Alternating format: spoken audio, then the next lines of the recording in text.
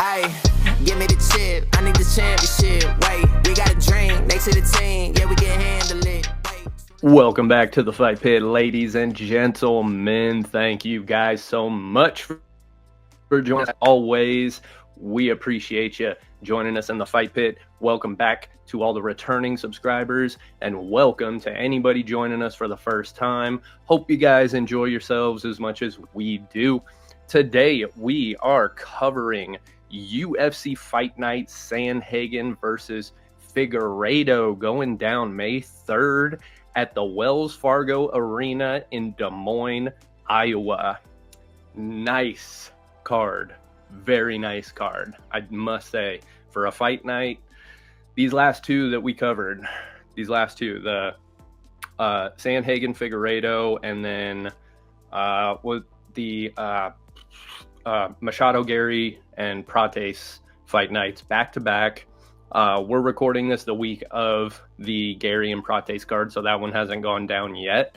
This is going to be a fun one. Before we get too deep into it, I got to check in with my boys, though.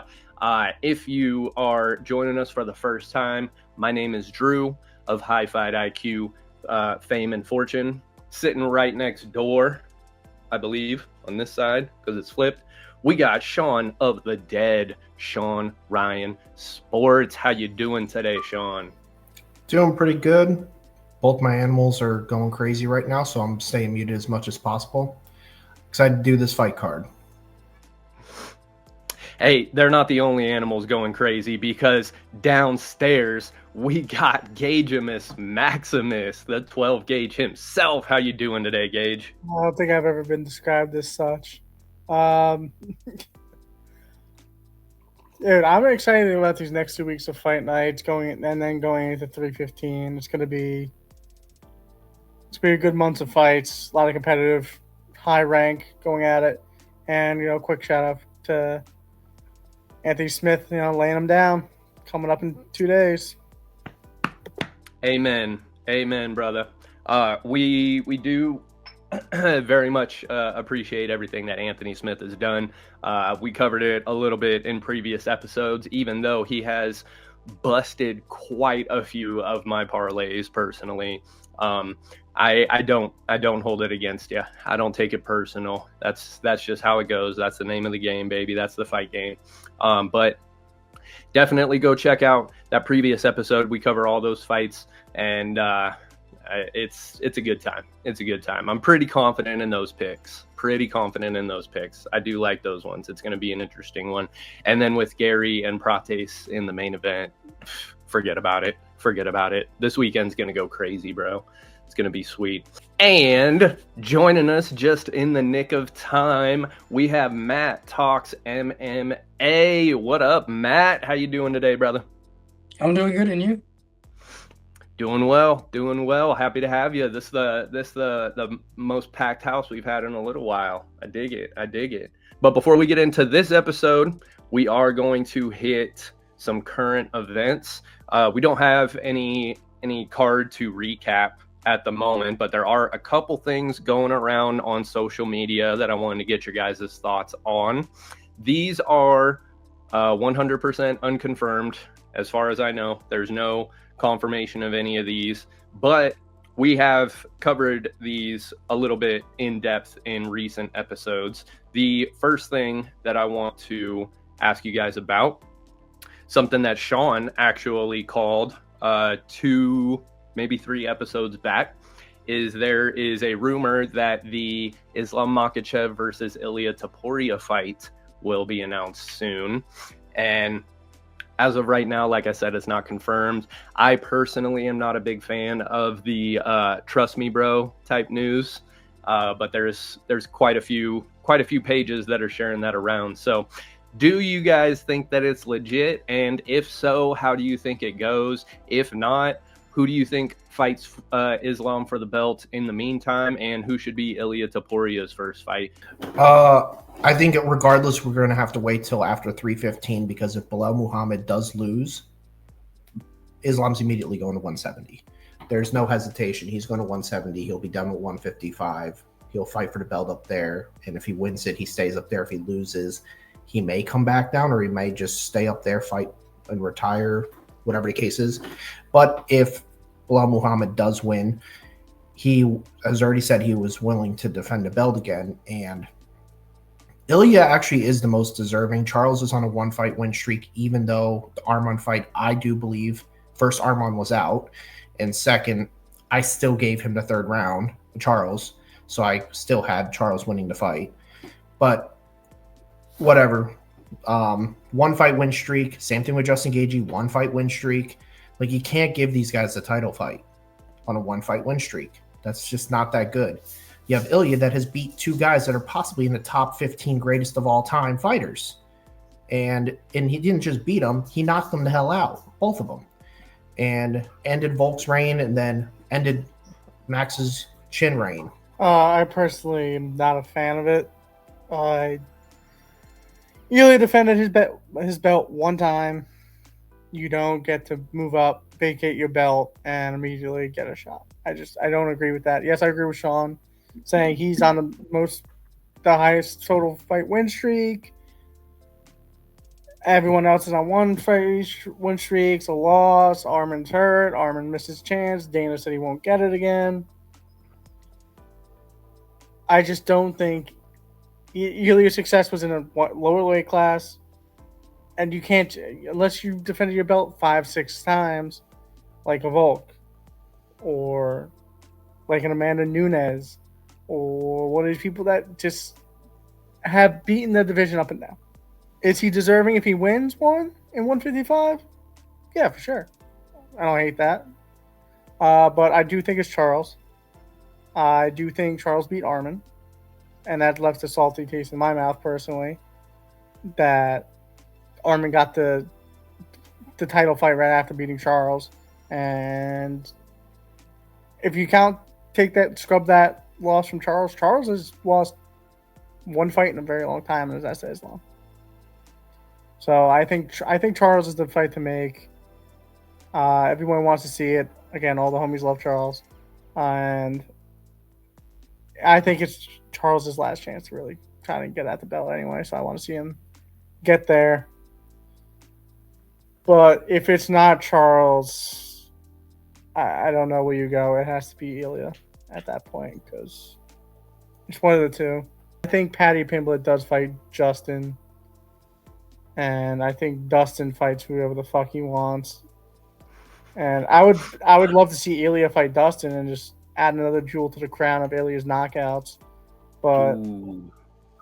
that's for me to hurt over another time. Adding a diamond, if I do say so, pun intended. I personally like the matchup. Is it merited? No, because Ilya didn't defeat anyone at lightweight. But as of right now, they're kind of scrambling for a International Fight Week main event, and that's definitely the biggest fight you can make besides the Aspinall and Jones fight. So is it merited? No, but if you want, UFC, usually the International Fight Week is a big card, so usually they have the big headliner. And now that DDP is not going to be in that fight, I don't know if Hamza is going to be able to headline a pay-per-view himself. He hasn't done it before. And I think this would be the biggest fight to make and the most interesting one, at least for me. Just to further elaborate, like I said, this is all from the Instagram page, Stand 'Em Up. Great page, support it, love it. Just personally not a big fan of people announcing news that don't have sources or not confirmed. The sources is actually quoted as per my own sources, parentheses, this source has never been wrong. So we don't know that. No way to confirm that. No actual source there. In my opinion, that's not an actual source. But it is rumored for UFC 317. So could be coming up in the next couple cards. I think we've gotten too much into this person 100% needs to deserve it entirely, because at the end of the day, it's a business too. We got to think of it that way. And we're looking at two of the best fighters in the world in their primes right now. People want to see it. I want to see the two possible best fighters pound for pound go at it.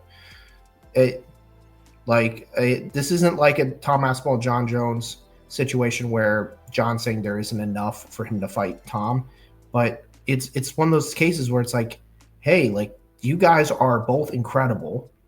You're both extremely fun to watch. Like, Islam is not some of these other Dagestani wrestlers and stuff like that. He gets finishes any which way he wants. So, and Ilya, come on, his style is fantastic. Who doesn't love seeing people get flatlined, even though it does hurt our hearts who he's flatlining, but the style itself is amazing. Super technical, but extremely powerful. And I'm kind of like Chael Sonnen when I say I'm going to take the word of the fighter until proven wrong.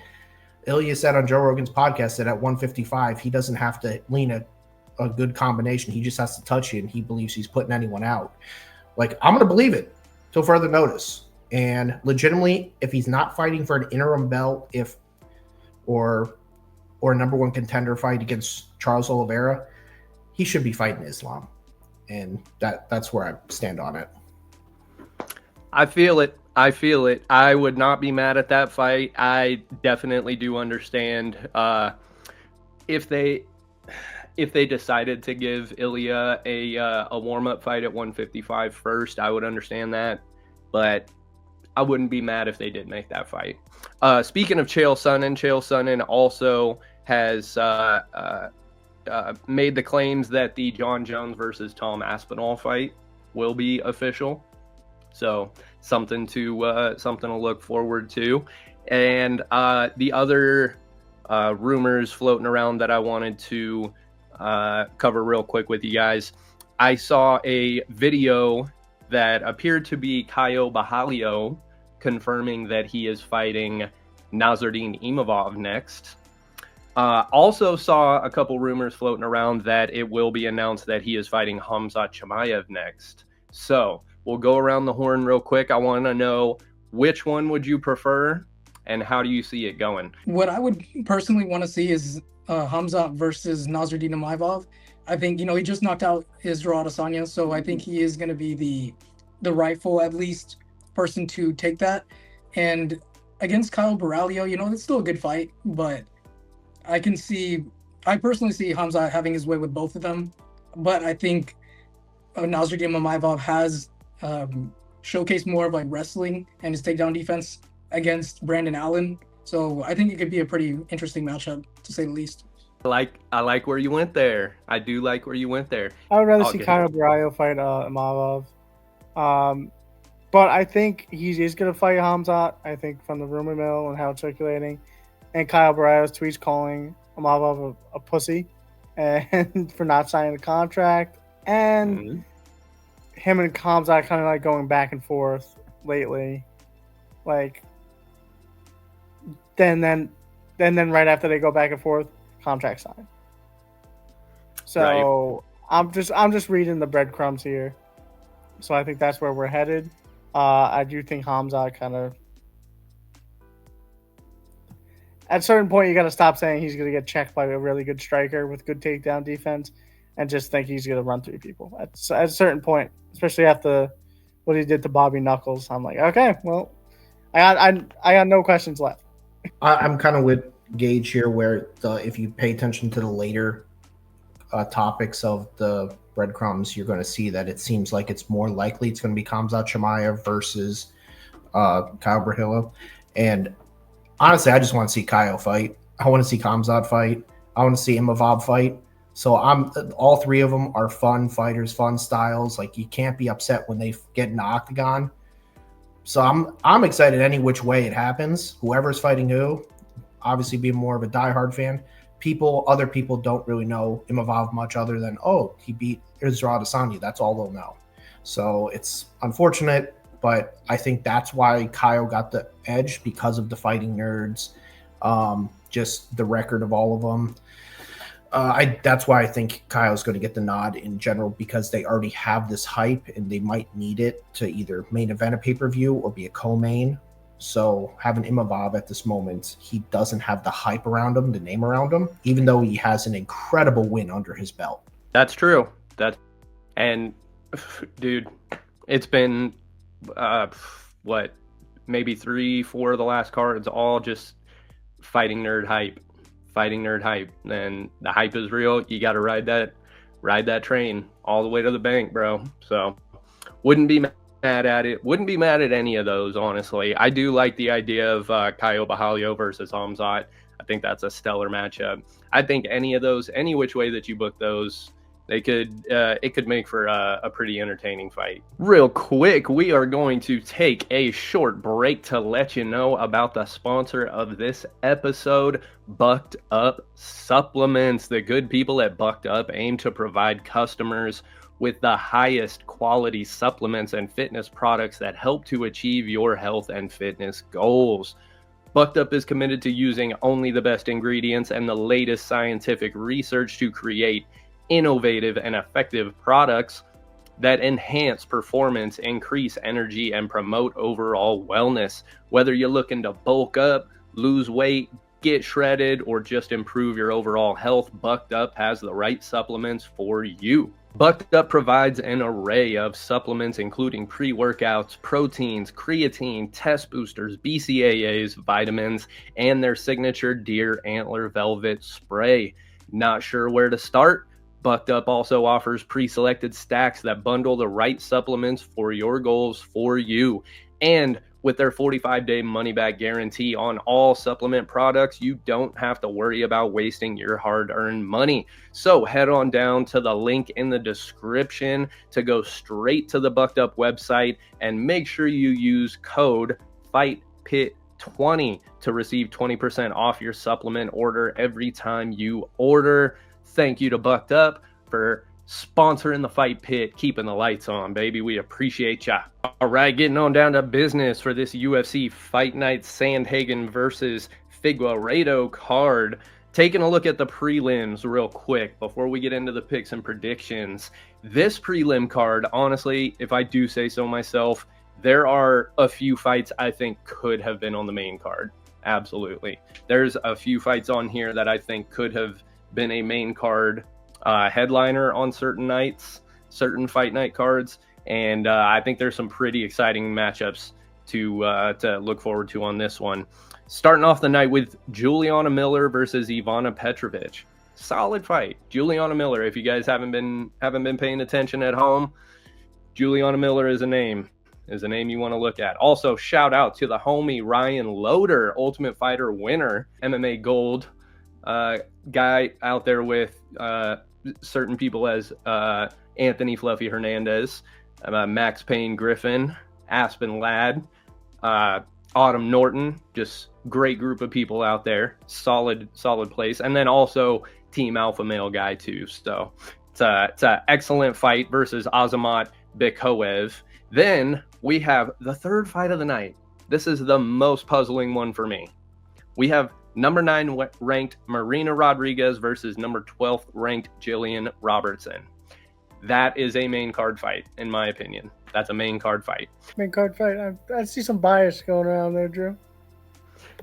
There's quite a bit of bias. Absolutely, there's quite a bit of bias. Marina Rodriguez, just one of my favorite fighters in the division, and then Jillian Robertson for well documented. Also obvious reasons. Well documented. Yes. Anyone who's been paying attention, the hints have been there. The hints have been there. Not a hard puzzle to solve on that one.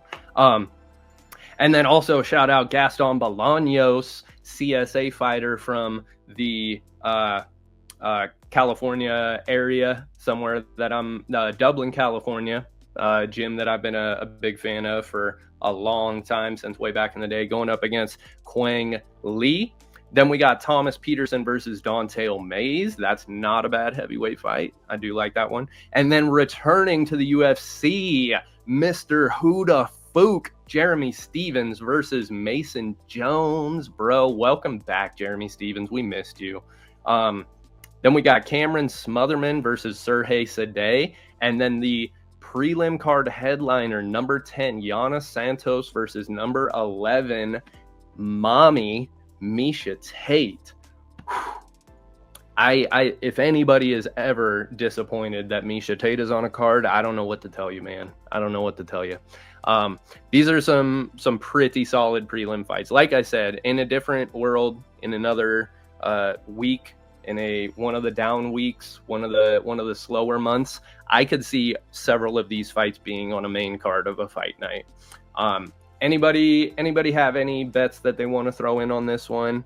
Anybody have any bold predictions they want to put out there? Yeah, I will say Marina Rodriguez versus Jillian Robertson, having two ranked fighters, and Marina Rodriguez's style is actually very pleasing for the eye when it comes to her grappling and her striking. She's not just one of these girls that are striking at air and telling you everything that's coming, making noises, or just hold you against a cage and not do anything, kind of grappler girls. She actually has a very good style. Jillian Robertson, other reasons, like you were saying before, to watch. And so that should be higher up, but it's also, I don't really have too many bets on this. I'm happy that we're actually getting prelims on a UFC Fight Night that are worth a damn, because we went through January to March where me and Drew made a whole video torching the fight nights, how bad the fight nights were from January to March. They were miserable. Legitimately, you could take the prelims here and it's a better main card than some of those fight night main cards. So I'm just happy that we're actually getting decent prelims. Amen, brother. Amen. Gage, who do you like on this one? I know obviously who we collectively like, but who do you like betting wise on this one? If we're going just round biased, I do like Jillian Robertson, not for obvious reasons, but for obvious reasons. I do think she's just stylistically has really upped her striking game, very dominant on the ground, very strong, will get you there, and once you're there, she's physically imposing to keep you there, and she works very hard for the submissions. Like Strong was saying, it's not just a hold you there, control time, get to the cards and win. She's hunting to put you out. But saying a 9 versus 12 is the third fight of the night is a little crazy. I know you don't want to go back-to-back women's fights going into the main card, but having two top 15 women's fights in the same fight night is also a little odd. But we have who the fuck is that guy fighting second on the going into the main card. So it's what it is. But I like to see that we have some substance to a fight night. Prelims through. Miesha Tate money line. I'm liking Jillian Robertson, just off of like the age. I think there's a huge age difference between her and I think it's like 38 and she's like 28. So I do think there's some good money to be made off of Jillian Robertson against Rodriguez. In a different world, like I said, if this was a main card one, I think that Jillian Robertson might go down as an official pick, because that's a solid fight and that's a solid matchup. Make sure you guys are tuned in for that one. Personally, like I said, if I'm gonna throw my bias picks out there, I am gonna say Jillian Robertson, Ryan Loder, Gaston Bolaños, Jeremy Stevens, and Miesha Tate. If I'm gonna go smart picks, I think Marina Rodriguez, Jillian Robertson, we could see a finish in that one. I like Ryan Loder money line, Gaston Bolaños money line. I think Gaston Bolaños, his striking, like I said, he's a CSA guy. I always gas up the strikers. Jeremy Stevens, I just hope he gets the win. I hope he gets the win in that one, man. I would love for him to come back and just get a smooth, devastating knockout as his return to the UFC. And Yana Santos, Miesha Tate, I think it's a good fight. It's a good fight. Both, later on in their careers, respectfully. I don't think it's going to be a knockdown, drag them out kind of fight, but I do like Miesha Tate's chances in that one. All right, moving on to the main card of this fight. First one of the night, we have number 15 ranked Montel Jackson going up against Daniel Marcos. This one, I have a nagging suspicion that is going to go under 2.5 rounds. I like Montel Jackson in this one, sitting at a -200 at the time of recording this episode. Yeah, I would do Daniel Marcos money line. He has some pretty good power. He only has one knockout in the UFC, but against Adrian Yanez. He put on a pretty good performance, and he almost had him out there a couple times. He had him wobbled, but Adrian Yanez is just tough. So that's credit to him as well. And yeah, I'm going to have to go with Daniel Marcos. He's also, this is going to decide if he's in the rankings or not. So this is a pretty good step up in competition. I also have Montel Jackson. Super big reach advantage. Ranked versus non-ranked. Yes, Daniel Marcos is great record, undefeated, 17-0. You're going to get fraud checked, I think. I'm not going to lie. Montel Jackson's been fighting very well. And he's going to keep him at distance.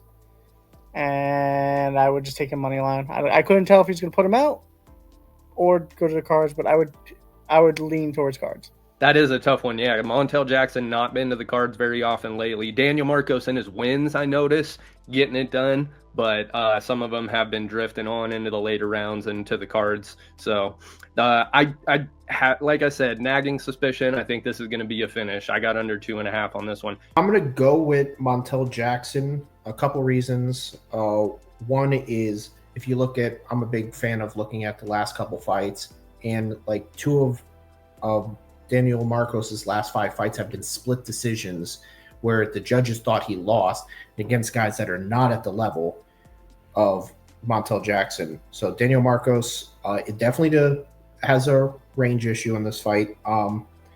Montel Jackson's been hot, but obviously not as hot as 17-0.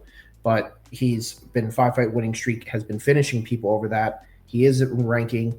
And if we go back to Rob Font versus Sean Woodson, I kind of was saying this could be a fraud check fight, but I went against it. I'm going to go with the fraud checker. I'm going. I think Montel Jackson is going to be like, all right, are you real or not? No, I think I'm just better. So I think Montel Jackson's going to get done. I do like it, like you drew, under 2.5 rounds. I think that's the safest bet. I just feel like if Daniel Marcos is going to win this fight, he's going to have to get a finish. I think if it's a stand up and bang fight for 3 rounds, I think Montel Jackson's just going to piece him up really well. But so my official bet would be under 2.5 rounds. And if I have to pick money line, I'll do Montel Jackson. Next one up, we have Junior Tafa versus George Tuco Tokkos. I am still not totally certain where I'm going to go. I kind of like this one under 1.5, but it's a main card heavyweight fight. So not super confident in that one. All right. So of all the fights I have here, I have like very little notes on this one because I am super miserable at heavyweight fights. It's unbelievable how bad it is. I could do all the notes in the world, homework, everything. I'm going to fuck it up. So take everything I say with a grain of salt. I like Junior Tafa here. I think he's just going to knock him out. I agree with under 1.5 rounds. If you want to be safe, under 2.5 rounds. But I've done that, and then a Tafa boy has made it to the goddamn decision. So it's like this is a tough one for me. And honestly, this whole card, just want to put that out there, every underdog is live. Every one of them. So underdog could win this fight, could have won last fight. We'll talk about the next fights coming up. But legitimately, make an underdog parlay for this fight card too. I'm going to say Junior Tafa money line, but once again, I'm going to go under 1.5 rounds. That's going to be my official bet here. I gotta go Junior Tafa. I'm throwing out like Sean. I'm throwing out stats when it comes to heavyweight fights because you just don't know anymore at this point. It's so hard to try and predict. Realistically, if you're looking at this fight and the two fighters, you're thinking under 1.5 here, but go under 2.5 just to be safe. Me, I'm just gonna go Junior Tafa money line.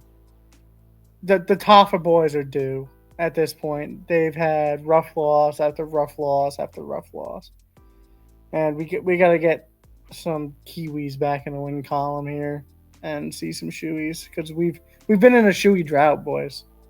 We gotta break that. The shoey drought is killing us, bro. Killing us. I'm gonna have to agree. I think Junior Tafa is gonna have this one in the bag. Like you guys said, it's heavyweight, so it can go either way. But his opponent hasn't gotten a win in the UFC just yet, so he's definitely not coming off of any momentum. Junior Tafa is coming off of a knockout win in the second round, so I think the momentum is a little bit on his side, and he's also been in the UFC before. He's been in the bright lights and everything, so I don't think he's gonna have the jitters maybe like his opponent will. So I'm gonna go with Junior Tafa money line. I like it. We'll go ahead and make that an official pick. I'm taking Junior Tafa too, and I still want to go under 1.5. The money probably not going to be super great, but if you don't think it goes under 1.5, you take the over 1.5. I'm sure that's going to be a nice pretty penny. Next one up, solid fight. I like it. Some of the closest odds on this card. We have Santiago Ponzinibbio versus Daniel Rodriguez. I will open us up on this one. I'm going to say D-Rod money line, and I'm going to say over 2.5.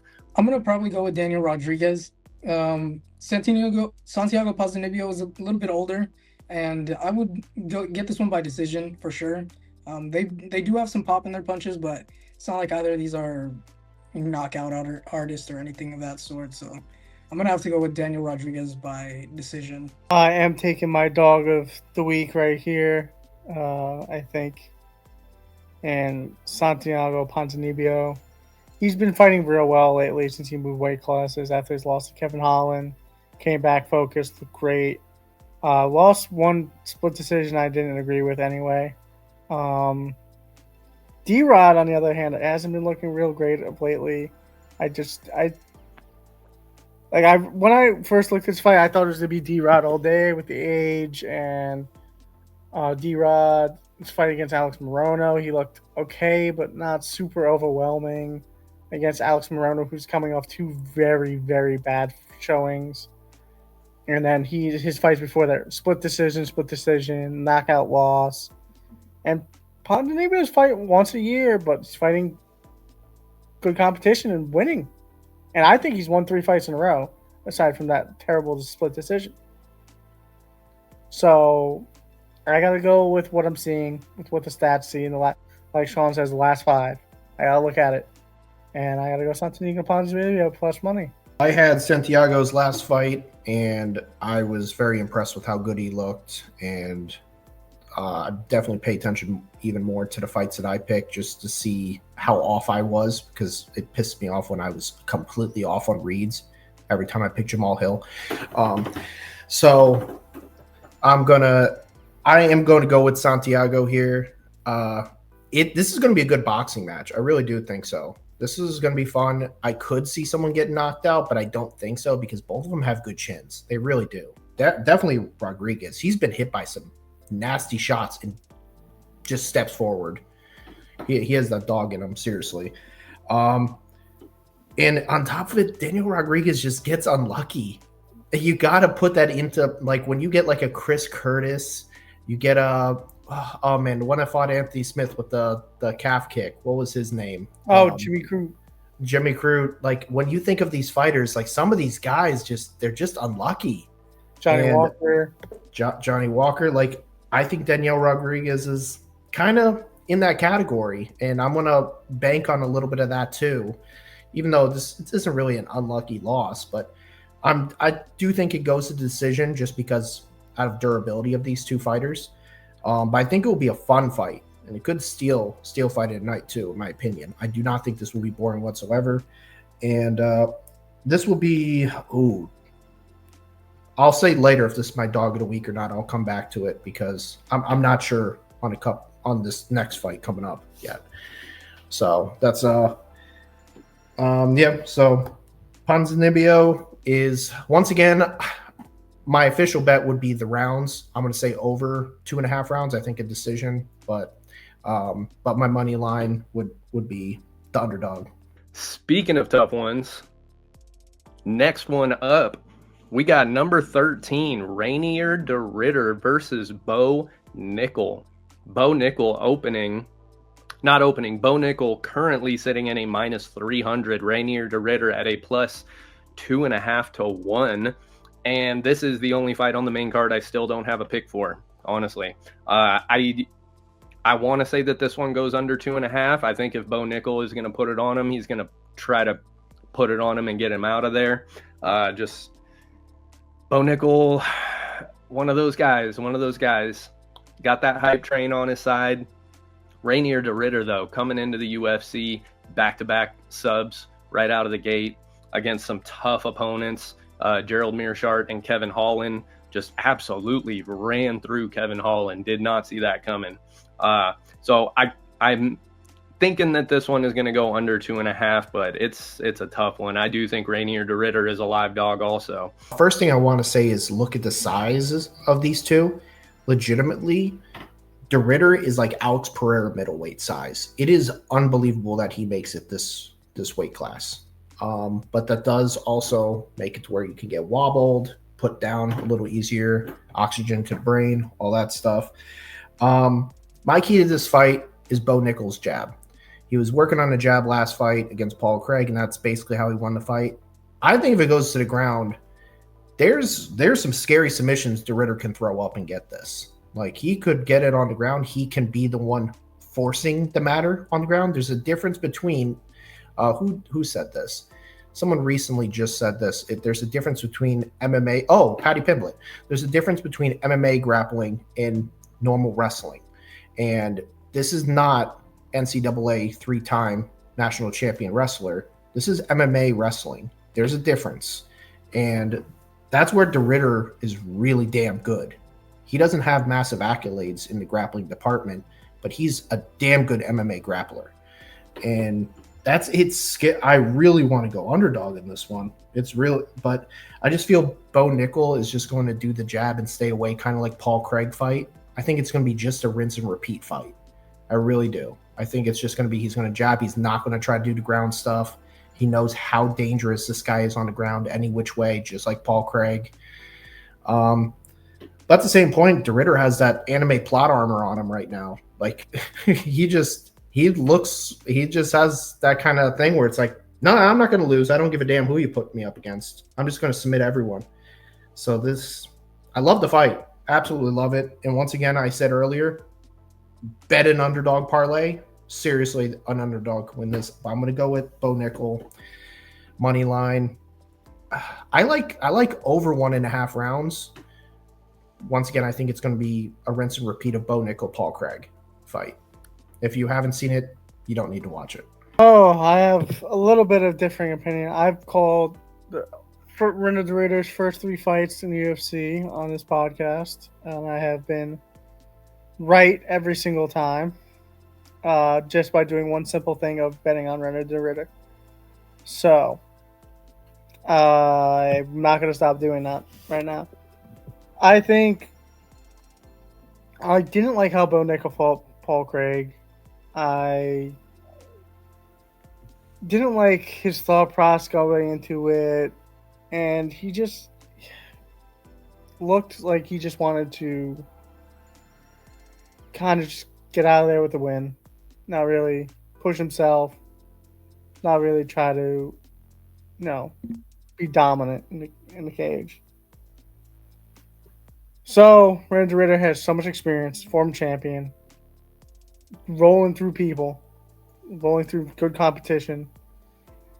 I think this is where Bo Nickal gets fraud checked. Not to say he's a fraud, super great athlete, has a lot of potential, showed he can win, and it showed he can win in the octagon. I think this is kind of too soon for him. I think this is one of those times you might need to lose to work on yourself kind of thing here. And realize, there's truly levels to this shit. And fighting a former champion in another brand, and then who's ranked 13 in the UFC, I think it's going to be a rude awakening from Bo Nickal. Hopefully it works out for Bo afterwards, but this is my dog of the week, Reinier de Ritter. I'm going to go money line, but I'm going to also go submission. I'm going to have to agree with Gage here. I think Reinier de Ritter has this one in the bag. If you look at his record, he only has 3 losses. 2 of those losses are to the same guy. And Ali Malikin, that dude's huge. So I don't think it's going to be whether Bo Nickal can knock him out or anything like that. I mean, Bo Nickal couldn't put it on Paul Craig. And let's be real. I mean, Paul Craig is not anything to be... I know he whooped my ass, but he's not anything to fear UFC fighter-wise on the stand-up. Submissions, he has a great submission game. If it gets to the ground, you know, Paul Craig is pretty good, but he didn't look like he was giving him much on the feet besides the jab. Reinier de Ridder is also the bigger guy, so I think he's going to be able to take it to the ground, and then once it's to the ground, it's going to be his world. You know, he has great jiu-jitsu. He kind of reminds me of Dricus du Plessis, where it's not aesthetically pleasing, but he makes it work. Kind of like the drunken fist. It just works. And I'm going to go with Reinier de Ridder by... Give me over 1.5 round. If he wins, I'm going to see it going to a submission. I like that. That's a good comparison, too. One of those just awkward-looking dudes that just finds a way to take advantage of those openings. I think I'm going to even us out on this one and say Bo Nickal, just because I've covered it on the last episode. I need to start playing it a little smarter, man, because my record is taking an absolute beating lately. Bo Nickal strikes me as the type of dude who's going to try to keep it on the feet and try to keep it safe when he gets to the ground. And I think he's able to stay safe on this one, but I would absolutely not say that, given that he's one of the longest odds on this card, aside from the main event, I would say that Bo Nickal is absolutely not a lock, because Reinier de Ridder can get this done. Reinier, he can get this done, and he can get it done quick if Nickal does not mind his P's and Q's on this one. So we got 2 for Bo Nickal, 2 for Reinier de Ridder. Does this fight give you vibes of Sean Brady versus Bilal Muhammad? When Sean Brady was the shotgun out of the cannon, then Bilal Muhammad was like a plus 300 or plus 250, and then just beat him. Like, it was kind of the same odds as this fight right here. Like, that is true. I just see the same thing here. I could see that. Very similar circumstances too, because Sean Brady, I think, was undefeated going into that one also, wasn't he? Yeah. Yes, I could definitely see that. And I could, like I said, Reinier de Ridder already ranked number 13 off of just 2 fights, and I believe was a double champ in one. And that's a tall task. It's a huge step up. Like Matt was saying, no shade towards Paul Craig or Bo Nickal or Reinier de Ridder. Every single person that we mentioned would absolutely beat every single one of our asses. So this is, with all due respect, I think it's a big step up, and it's going to be a test. It's going to be a test for Bo Nickal. Absolutely. All right, and that takes us into the main event of the evening. We have number 4 ranked Cory, the Sandman Sandhagen, going up against number 5th ranked Deiveson Figueiredo. Figgy, getting Figgy with it. He is actually a lot longer odds on this one than I anticipated. We got Cory Sandhagen sitting at a minus 550. Figgy sitting at a plus 400. I'm going to go with Figueiredo. I think Cory Sandhagen has, throughout the years, as he's gone up against better competition, he's became too much of a technical type of guy. And I feel like that really limits him into like his risk-taking ability. I mean, he doesn't take as many risks as he once did. And I think that would be the key to beating Deiveson Figueiredo. You got to take some risks. And I don't think Cory Sandhagen is going to be able to hold down Figueiredo. And even then, Figueiredo has a pretty good ground game. I think Cory Sandhagen also doesn't have as much pop in his hands. I feel like he's more, like, he has good knees, good kicks. He has good combinations, but definitely the power has to go to Figueiredo. And he's dropped Chito Vera, who's never been dropped before. He dropped Petr Yan. So his power is definitely translating up from featherweight. And I'm going to have to go with Figueiredo by... I don't think he would knock out Cory Sandhagen, but I can see Cory Sandhagen maybe like winning most of the rounds, or most of like the first couple of minutes of the round, and then Figueiredo just coming back, dropping him, and then winning the round. So I would say Figueiredo by decision. I'm going to jump in and just even us out. I'm going to go Cory Sandhagen money line. I think that he is definitely got a chip on his shoulder in this one. He has talked in recent interviews saying how he has been missing that feeling of being the man The couple weeks after his fight card, had a couple fights that were lackluster. Had one fight where I think it was like a tricep injury or something, and caught a lot of flack for it. And then obviously the Umar fight. Not too much more we got to say about that one. I think Cory Sandhagen's going to come into this one with a chip on his shoulder, and I think that is going to be a good thing and a bad thing, because I think that going in there trying to open it up on someone like Deiveson Figueiredo puts you in a dangerous position, because Deiveson Figueiredo, he's got hands and he's got power. He had power at one weight class lower, so moving up, it's a scary place. It's a scary place to be against Deiveson Figueiredo. So he's definitely got to mind his P's and Q's. I could see Deiveson Figueiredo getting a finish in this one, believe it or not. But I'm gonna go with the odds on this one. I'm gonna say Cory Sandhagen, chip on his shoulder, coming in, looking to put his name right back in the mix, and hopefully it's under 4.5. Because I'm gonna take under 4.5 on this one. I'm gonna say that there's a finish in this one either which way, and it's gonna be a good fight. It's tough because I like both these fighters, especially Figgy going up when he had a great fight against Cody Garbrandt as his first fight, and then had another great fight, and I'm blanking on who it was against. I think this is Cory Sandhagen redemption time. Had two very bad outings. I'd like to see him be more stress-free in the cage. Like, 4 versus 5. I don't think you're in a title hunt to fight Merab anytime soon. I think you should just be in flow state, just relax, get back to what got you there, and you're fighting great competition. But as Matt said, he kind of doesn't rise to meet his competition. He falls to meet his competition, and if his competition is better than him, a la Umar, he doesn't answer as much as I would like to see him answer. Aside from the negatives of Cory Sandhagen, he's very technical, very complete wrestler, complete striker, can do it everywhere. Deiveson Figueiredo is the same way. We've seen Figueiredo get beat bad by Brendan Moreno. We've seen him get beat by Piotr Jan. And I think the momentum's out of the sails for both these guys. And I think Cory has the bigger motivation to get back in the win column here. And I think he lays it more on the line. Like Drew said, it could end up dangerous against Figgy, but I think it'll put them over the edge because you motivated Cory Sandhagen. We haven't seen in a long time. So I'm going to go money line, Sandman. Lock of the week for me. It's not much of a lock, but I'll take it. It really depends on which version of Cory Sandhagen shows up, because Deiveson Figueiredo, even in the fights he's lost, he brings it until he loses.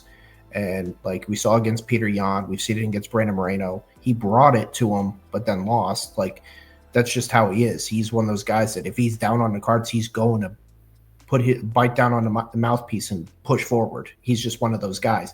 Cory Sandhagen, in his losses, he gets steamrolled. Like Aljamain Sterling, former champ, unbelievable fighter. So nothing to take. That's not taking anything away from him. Umar Nurmagomedov, probably going to be a champion someday. He's still young, and like Merab is 34, so it's like maybe that 35-year-old curse gets him eventually. So, but I like Cory in this fight, but there is not one fight on this card that I am like so locked in, that I'm like, yeah, this one's going to win.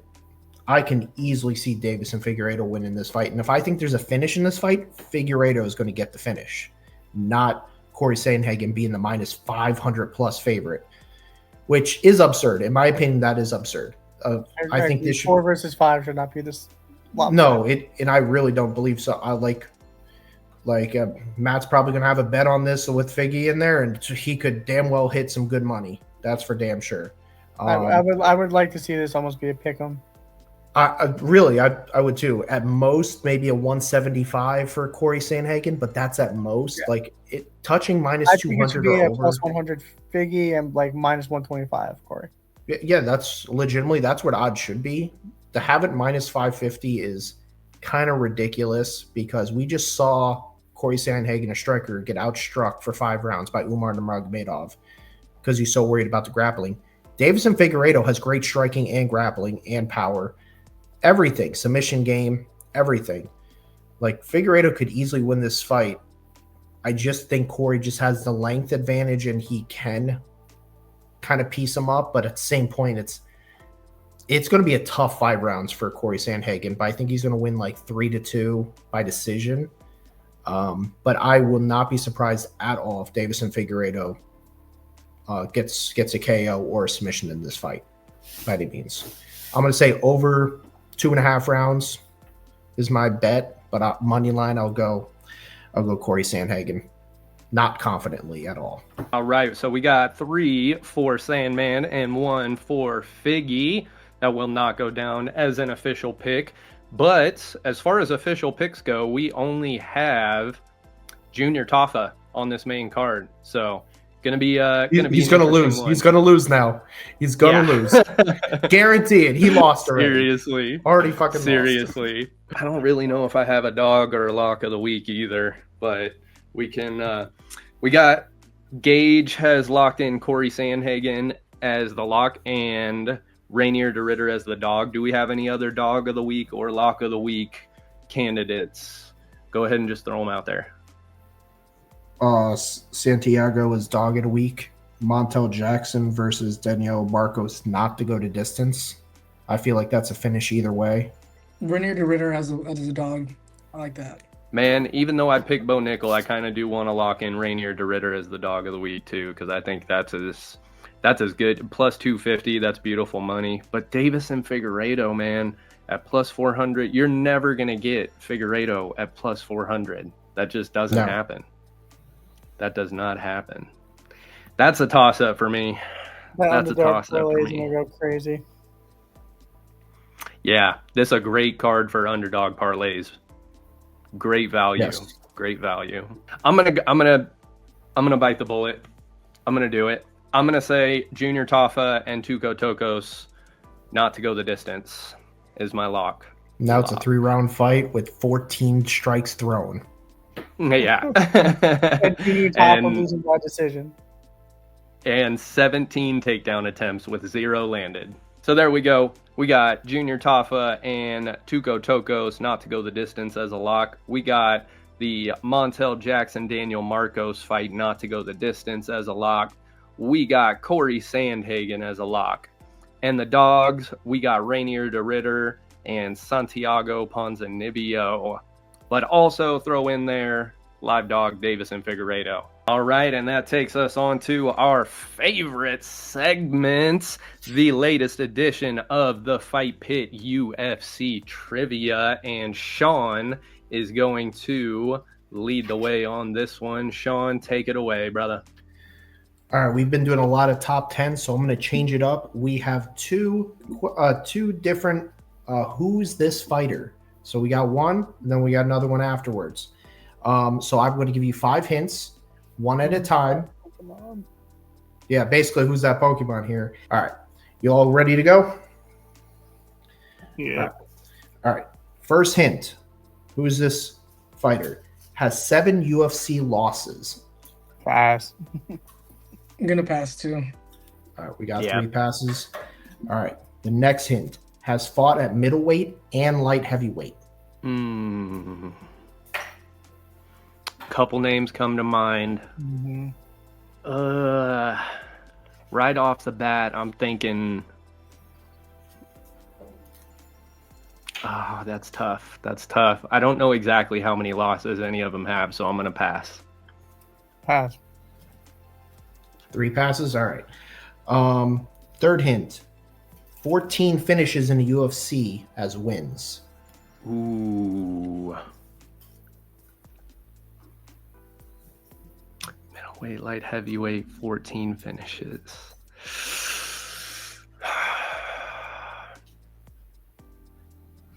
So you said 14 finishes as wins. That doesn't mean he has 14 wins though, huh? Just 14 finishes. Correct. I have a really out there name. Are you gonna take a shot for the snipe?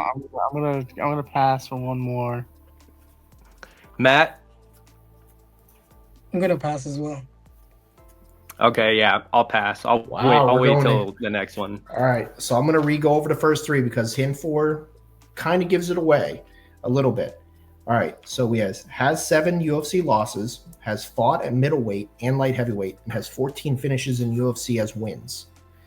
And to clarify what Drew said, doesn't mean that every one of those are all his wins are finishes. And the fourth hint, if you listen to him speak, he has a very light voice. Very light voice. That really throws out. That throws out who I had in my head. Oh man, very light voice. Are we actually going to get to number 5? Holy shit! I thought this was. I think a we giveaway. might. I thought this one was a giveaway. Is Very he, light voice. he's currently fighting at light heavyweight? I did not say that. I did not say that. I said he has fought at middleweight and light heavyweight. It did not say if he's past current at all. Damn, that's a good one. That's a good one. Yeah, I got nothing. Pass. Yeah, You got 3 let's passes? pass it. That last All one right. got further This away. last one, all of you be unmuted because you're just going to jump at it. You're going to jump at this one. Has the longest win streak in UFC history. Anderson Silva. Yep. Anderson Silva. Has a Very light voice. Oh, yeah.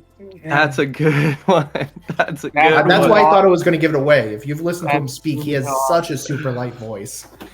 I was thinking current guys. I was thinking I like was Yuri thinking Prochaska, current. Jan Blachowicz. Yeah. I was thinking Jared Cannonier. I was thinking the opposite. That's a good one too. That is a good one. He has a light voice too. He fits a lot of these except for the finishes, but Yeah, that's why I was like, Yeah. I don't think Jared Cannonier has 14 Wow. finishes, but that's the only thing coming to my mind right now. All right. I thought this next one is going to be the tougher one. I actually did not think this. I thought by number 3, someone was going to guess Anderson Silva. When I said 14 finishes in UFC between middleweight and light heavyweight, it's like there's not many. Like John Jones doesn't even have that. There's legitimately that list is like 1. So I thought that was going to be the giveaway. But all right, my second one, starting over, same rules. First hint: 15 UFC fights. Pass. Pass. Pass. 2 passes. 3 passes. Next hint: was a light heavyweight champion. Pass. 1 pass. Pass. All right. I'll 3 pass. passes. All right. Third hint: last fought in the UFC in 2012.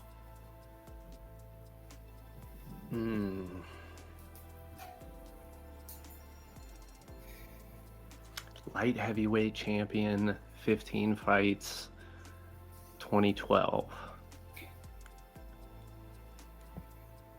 Last fought in the UFC in 2012, but that doesn't mean he Correct. stopped fighting in 2012. Correct. Light heavyweight champion. Okay, so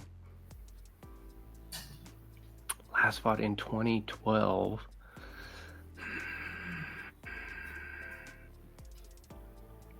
And 15 UFC fights. I was 10 in 2012, and I was not watching back then. I'm not gonna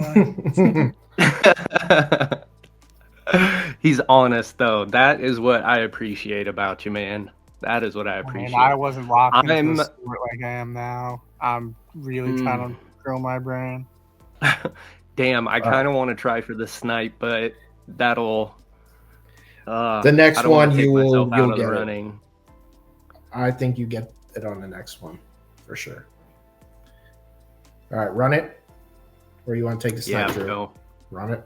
All right. Once Go again, I'm for going to it. go over to 3 before we go into 4 and 5. So we have 15 UFC fights, light heavyweight champion, last fought in the UFC in 2012. Hint number 4 is won the Ultimate Fighter. Oh, Damn it. Now there's 2 guys. Someone has to snipe this. There's no way we're going to hit 5. Is it who I'm thinking of? Like, it has to be. Is it who I'm thinking? There's two guys. There's only 2 guys. There's only 2 guys. Well, if you don't get it. Well, yeah, someone else has to be. I'll bite the bullet. Is it Forrest Griffin?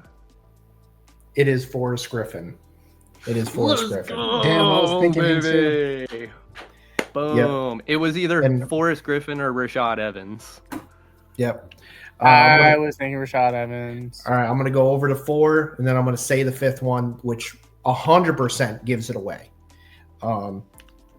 First was 15 UFC fights. Second was light heavyweight champion. Third, last fought in 2012 in UFC. That was kind of a ploy because he stopped fighting altogether.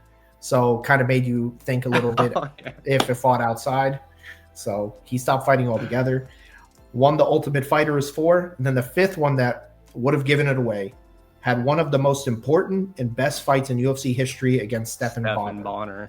Yep, I saw that coming. I was, when you said light heavyweight champion and then last fought in 2012, I was thinking Rampage Jackson at first, but then when you said Ultimate Fighter, that's who I thought it was until the next hint of the Ultimate Fighter. I was like, couldn't be Rampage now. Yep. Not surprised. Me and Gage were separated at birth, so I knew that he had my back on that one. Yeah, after the 3rd hint, I was like, I'm gonna snipe Rampage here if Drew doesn't. Yeah. Like in defense of Matt, there, like he said, he was so young for this, but it's definitely a fight. If you haven't seen when it comes to Forrest Griffin and Stephan Bonnar, please go back and watch that. Phenomenal. You have to. And for the importance of the UFC. Like, the reason UFC is where it is a big thing. Part of it was that fight. Everyone after that fight was like, dude, this shit's real. So that's a little history lesson for everyone, that one. So hope you guys enjoyed those questions. Thank you, Sean, for the awesome trivia on that one. Who's that? Pokemon. I dig those ones. That was hard. Those were very good ones. Even though they're like, I mean, Forrest Griffin, Anderson Silva, everyone knows those. Those hints were killer. You threw me off. That's tough to do. Great stuff, everybody. Great episode. This was another fun one. That's going to do it for us in the Fight Pit for this week. Thank you to everyone for watching this episode. If you're joining us for the first time, go ahead, hit that subscribe button. We really appreciate it. It helps us out, and we love having you guys. To all the returning subscribers, all almost 500 of you, thank you guys for the support. We appreciate you. Don't forget to follow us over on Instagram at the Fight Pit Podcast. You can find all of us there on Instagram as well. It's been a good one, boys. Any final words, any parting thoughts? Throw them on out there. Make an underdog parlay. Yeah, seriously, this card's wonky, but it's great. It's great, but wonky. $10 on Reinier de Ritter and Deiveson Figueiredo will win you $140. Ooh, I like it. It's worth doing. Worth doing. Both can easily win. I'm just saying, I want to see John Jones, Tom Aspinall get fucking confirmed. That's all I want. Amen. Here's hoping. That's all I'm here for. We're putting it out there, folks. We're putting it out into the ethos. I'm betting the house on fucking Tom Aspinall. Oh, for sure. Yes. That's the only time that I'm confidently betting against John Jones. Because we know Tommy's gonna be probably an underdog. Oh, gotta be. Stipe hit him with a couple clean shots at his old age. Imagine what a Tom Aspinall would do. But that's true. A counter argument, it is John Jones. Yeah, that's very true. He fights to his opponent too. He does fight to his opponent, so he probably lets Stipe touch him a little bit. Yeah, versus Tom, he knows he's going to be on his toes the entire fight. Yeah, and that is a good point. Shout out to Stipe, 4-year layoff. 40 years old, going up against John Jones. Did a lot better than we thought he would. A lot better than people give him credit for. Upcoming fight odds. Valentina Shevchenko is currently a plus 100 against Manon Fior. I've been saying that for a while. Valentina's losing the belt. I'm confident in that, 100%. I'm throwing money at that plus 100. I don't know what you're talking about. That's a good plus 100 right there. That's a good plus 100. Last time she was plus money, she won me $250. Let's go. Hell yeah. Right now we got Merab Dvalishvili at a minus 270, Sean O'Malley at a plus 220. Any takers? No. Yeah. Not a chance. Honestly, take I want to see Merab. that fight.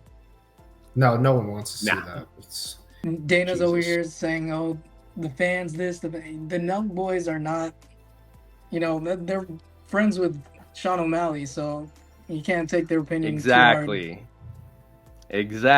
Get all these casual kid influencers the fuck up out of here. I am with you on that. And the odds for this card, we went over Jeremy Stevens at a plus 360. I'm definitely sprinkling on that because that dude can detonate at any given time. Welcome back, Jeremy Stevens. We missed you. Reinier to Ritter at a plus 230 at the moment. And Deiveson Figueiredo has moved up to a plus 300 over the last 12 hours. So very interesting. plus 300. Good stuff. Yeah. I'm going to have to sprinkle on that for sure. I like it. Thank you guys for joining us. That's going to do it for us in the Fight Pit. We will see you on the next one. Peace. Give me the chip, I need the championship. Wait, we got a dream next to the team. Yeah, we get